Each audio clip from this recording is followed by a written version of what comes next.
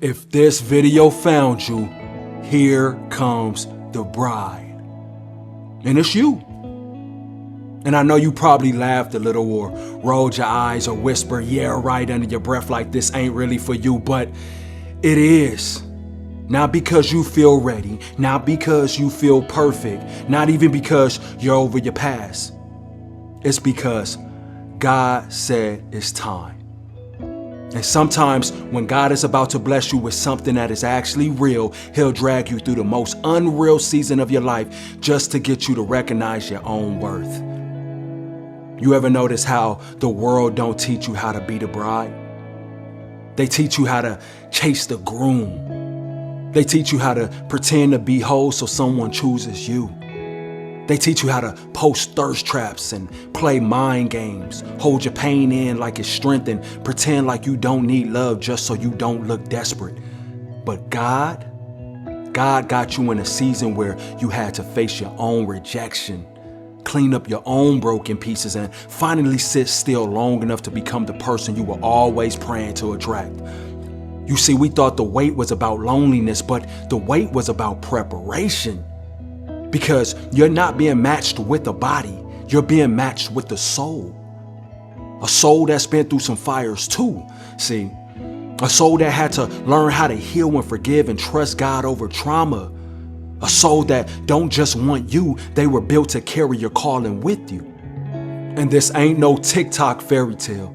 This ain't I met someone cute and now we do couple content. No, this is way deeper than that. This is legacy. This is a spiritual partnership. This is a warfare and a worship type of love. And God said, your season of hiding is almost over. See, you were tucked away for a reason. You were concealed, not rejected. You were buried, not forgotten. You were single, not cursed. That's what you have to remember. And all that heartbreak you went through, all those almost that made you feel unworthy and ugly and unlovable, they weren't punishment. I say it all the time. They were protection. See, the enemy tried to bait you into settling because he knew your becoming was going to shape bloodlines. You were going to be the one that ended generational dysfunction in your marriage, see? You were going to raise kids who don't have to heal from the childhood you had to survive. You were going to love someone in a way that breaks every chain off their life without even realizing how deep your obedience runs. That's why it took so long. That's why God didn't just send you a person, he sent you your person. And guess what? You weren't just waiting for them. God was preparing them for you too. Because you're not the same anymore. You don't entertain what you used to. You don't chase crumbs anymore. You don't beg people to stay. You're not addicted to potential anymore. You've tasted healing now. See, and now you realize that solitude doesn't mean you're unwanted. It means that you're being set apart. And now God is saying, here comes the bride.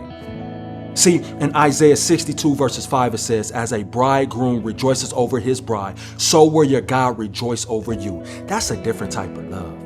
That's not desperation. That's divine alignment. That's not a situationship. It's a spiritual shift. And I get it. You've doubted it. You said, maybe I'm just not meant to be with anybody. Maybe I'm meant to be alone. You've cried yourself to sleep wondering why it hasn't happened yet. I know this, but maybe it hasn't happened to you yet because God refused to let you build your life on sand. Maybe he's letting you build it on solid rock this time. So when it does come, it don't just feel good. It actually lasts. It honors him. It heals you both. It lifts you both up. Not just a cute wedding, not just rings, not just a partner, but a purpose, a mission, a divine reason to wake up every day and cover each other in prayer and not pride. And if you're scared right now, then that is absolutely good. That means it's bigger than you. That means God is about to do something through this connection that you couldn't even imagine if he showed you the whole blueprint. That's why he only gave you a glimpse, man. That's why he had to keep you single long enough to break the people pleasing, the fear of abandonment, the addiction to fake love. Because now when you walk down that aisle, whether it's literally or spiritually, you're going to walk down with your head high, your soul healed, your mind renewed, and your heart guarded but open. And that person that meets you at the end of that aisle, they're not just going to get someone to love. They're getting someone God himself rejoices over. So don't fold now. Don't fumble this season. Don't go back to familiar pain just because the future feels unfamiliar. The wait wasn't wasted. The tears weren't ignored. The prayers weren't void. They were oil. They were shaping you into someone who knows how to love with wisdom, walk with discernment, and still have enough softness to choose real over fake. So yeah, if this video found you, here comes that bride.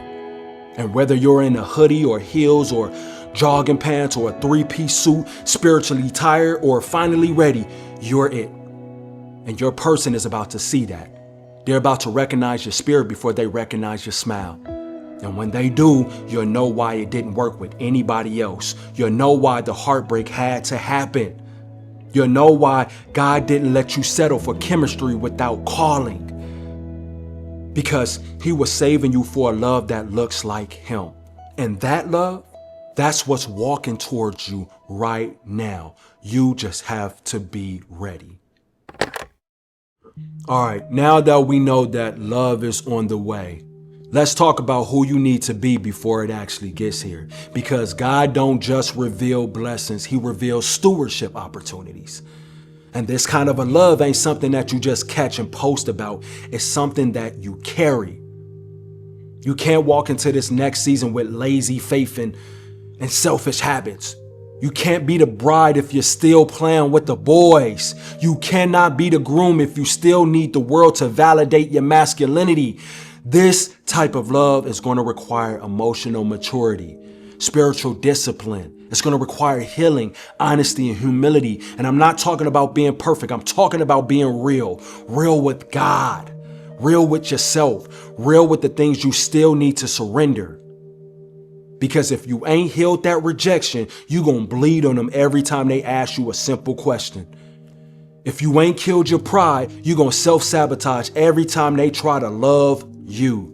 If you ain't worked on your habits, your trauma going to become their punishment. And that's not love, that's projection. And the person God is sending is not built to be your bandage. They're built to build with you. So before you start shouting amen and get excited about the wedding, ask yourself, have I become someone that love can actually grow inside of? Am I patient? Am I kind? Am I emotionally safe? Can I disagree without destroying? Can I serve without expecting a return? Can I correct and love instead of using silence as control? See, the world teaches us how to attract, but not how to maintain. You can have the looks, the followers, the vibe, but if you haven't done the inner work, you'll be just like Adam, blaming Eve for your lack of obedience. Or just like Delilah, using your partner's vulnerability against them. You got to become someone safe, and that starts with your walk with God. And if you don't talk to him consistently, if you don't let him check your ego, your bitterness, your lust, your stubbornness, you're not ready. Because real love will expose every weak part of you. And if you haven't let God strengthen that part first, you'll mistake accountability for attack. You'll run from someone who is sent to sharpen you because you still associate correction with rejection. This is why the single season is important. This is why the waiting room ain't punishment, it's boot camp. And if you play around in training, you'll break what was sent to bless you. So get serious. Take responsibility. Be the kind of person who prays before they react, who listens more than they speak, who honors themselves enough not to accept confusion as chemistry, who doesn't flirt with people they don't intend to pursue, who doesn't keep DMs full just because it makes them feel desired.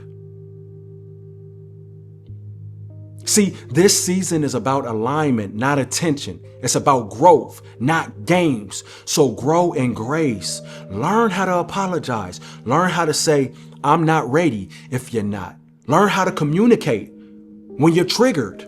Learn how to trust without losing yourself. God ain't going to bless you with someone whole just for you to drain them with your immaturity.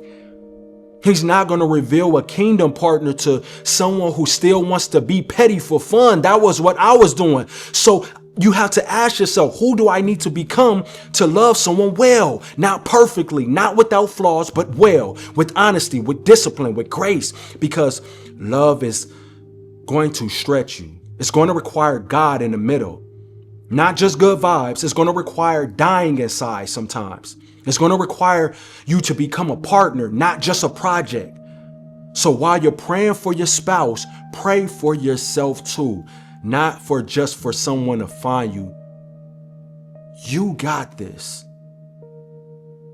I'm yapping my head off right now, but you got this. But they on the way. Until next time, I see y'all when I see y'all. Handle your business.